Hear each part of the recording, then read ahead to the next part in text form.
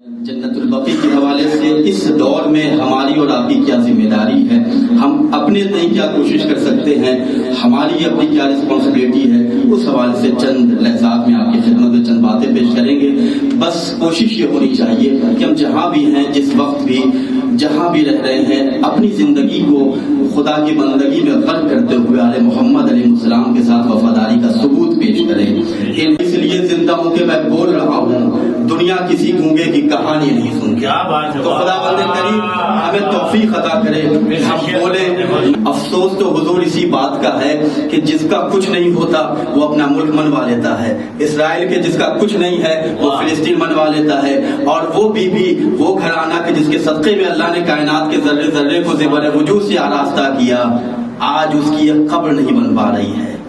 1 ارب سے زیادہ مسلمانوں کی آبادی ہے پوری دنیا میں، لیکن یہ کیسے مسلمان ہیں کہ جن کے سروں پہ سکوت کے طائر بیٹھے ہوئے ہیں، اور ان کو اس بات کی بھی تمیز نہیں ہے کہ جنہوں نے گلدستہ اذان پہ اذان دینے کا سلیقہ عطا کیا، انہی کے گھر کے لیے آج ہم خاموش ہیں۔ کہ مولا نہج البلاغہ میں ارشاد فرماتے ہیں الراضی بفعل قوم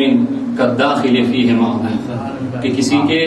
فعل سے اگر کوئی انسان راضی ہوتا ہے تو وہ ایسا ہی ہے کہ اس فعل میں اس کا وہ شریک ہے۔ اور مرحلہ صرف یہی نہیں ہے کہ انسان شریک بن جاتا ہے، خاموش رہنے سے نہیں، راضی ہونے سے انسان فقط شریک نہیں کہلاتا، بلکہ مرحلہ اور آگے ہے۔ امام فرماتے ہیں وَلِكُلِّ دَاخِلٍ فِي بَاطِلٍ اسمان، اور ہر باطل کام میں داخل ہونے والے کے 2 گناہ ہیں، اسم علی العمل بہ و اسم علی الرضا بہ۔ ایک گناہ تو اس عمل کو انجام دینے کا گناہ ہے، اور دوسرا گناہ اس گناہ کے ہونے پر راضی رہنے کا گناہ ہے۔ لہذا کہیں ہمارا شمار ایسے لوگوں میں نہ ہو جائے کہ جو اس تخریب کاری کے مقابلے میں خاموش ہیں، اس تخریب کاری کے مقابلے میں راضی ہیں۔ اس لیے ہم صدائے احتجاج بلند کرنے کے لیے حاضر ہوئے ہیں۔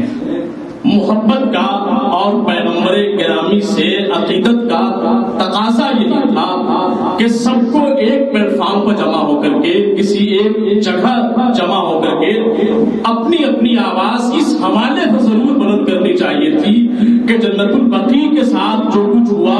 یہ نہ بولنے کے قابل تھا، اور یہ نہیں ہونا چاہیے تھا۔ مگر آپ دیکھیں، نہ جانے کس مصلحت کی چادر اوڑھے عالم اسلام بیٹھا ہوا ہے، اور ایک ہی مذہب ہے، مذہب تشیع، جو پورے آب و تاب کے ساتھ اپنی آواز کو بلند کرتا ہے۔ اور اس لیے آپ دیکھیں، خود قرآن کا دعویٰ ہے، خود قرآن یہ بات کہہ رہا ہے کہ معاونت کرو، تعاونوا علی البر والتقوی۔ پہلا وہ غرور تھا جو بیعت کے نام پر در زہرا پر حملہ کیا، دوسرا وہ غرور تھا جو بدعت کے نام پر قبر زہرا پر اس نے حملہ کر دیا۔ یہ دونوں تاریخ کے سب سے بدگمان اور سب سے ذلیل ترین پسترین گروہ تھے، اور یہی ہوا کہ جب اس نے قبر کو مسمار کر دیا، ہدم کر دیا، تو سارے امت مسلمہ میں یہ احتجاج ہوا۔ لیکن وہ چاہ رہا تھا کہ وہاں پہ یہ بھی کہنا تھا کہ صرف